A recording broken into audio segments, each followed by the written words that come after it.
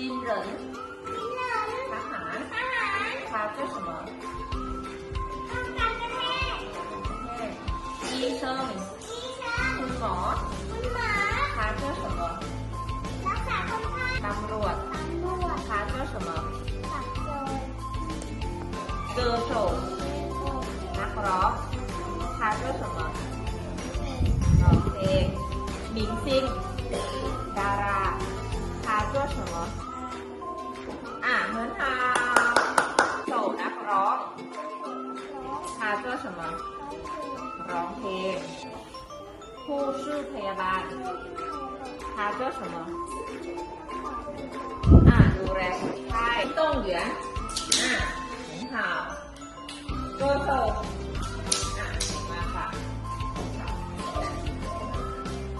老师ถามว่า军人很好军人ทหาร很好第二员老师